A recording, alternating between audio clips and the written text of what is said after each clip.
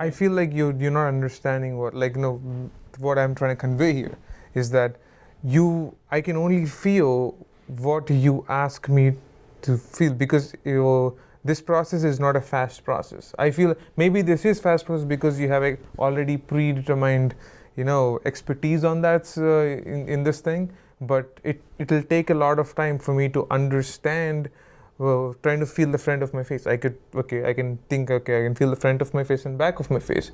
But my biggest question is, when you say go to the center of a brain, I have to imagine a brain, because I don't know how my brain looks like. So that's what, when I say visualization, is that you think about a mind, a brain, and then you don't know if that's your brain or if it's just like a facade of a creation that your mind is creating that point. Then you will see a light going to the center, and then you'll go back. That's how you visualize things.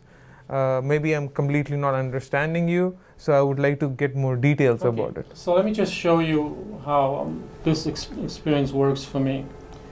Like I expect to be aware of the area in front of my face, and I feel sensations. I feel a lot of sensations in my face.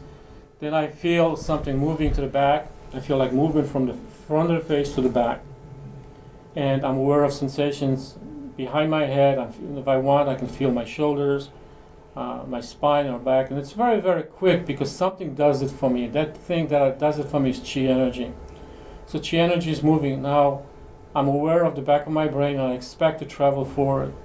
So next thing I know, I'm in the center, because I expect to be in the center, and it travels. I can travel back. So I'm in the center, and I ask it to travel back. I ask it to move forward. Again, when I ask it, it's like I expect it to move forward. Now I expect it to move back. Now I expect it to move forward. Now I expect it to move back. Now I expect it to move forward. Even as I'm talking, it's doing it. It's traveling forward and back. No way do I visualize it.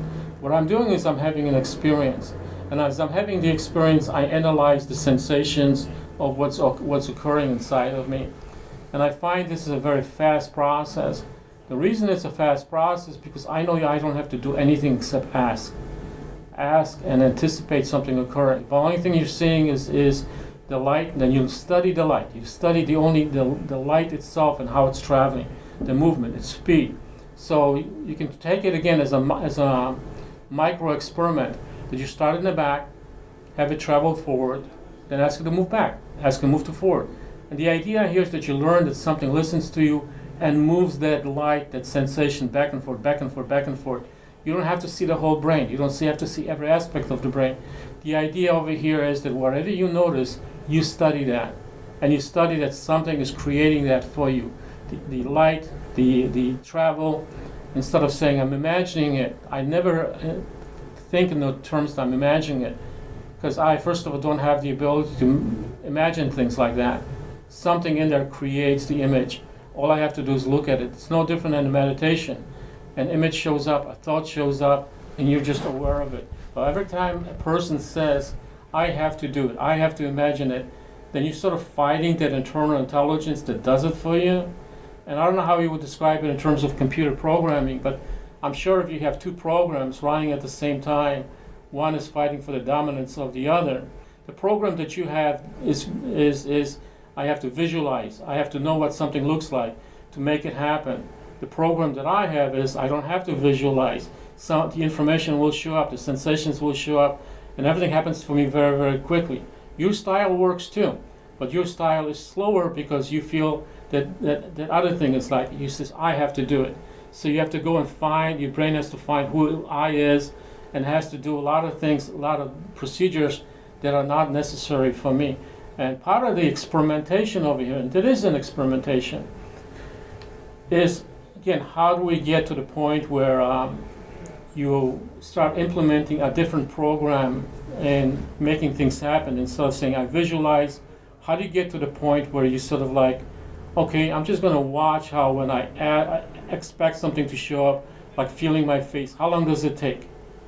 Okay, now I'm going to expect to feel the back of my brain, back of my head. How long does it take? I'm going to have travel toward the center of my brain. How long does that take? And you start actually timing yourself. And you start noticing, okay, am I trying to visualize it, or am I asking?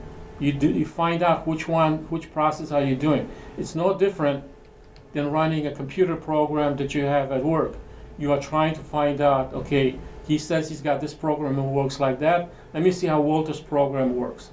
Let me see how my program works. This is not about what's true, what's real, what's anything. What works faster?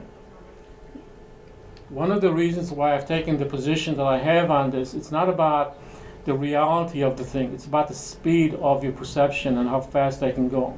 I find that if I think that I'm going to visualize my face, it just takes too long. If I expect to feel sensations in my face, it happens instantly. But if I think I'm going to visualize it, then there's too many subroutines in my brain. Should I visualize this? Should I visualize that? Should I visualize this part of it?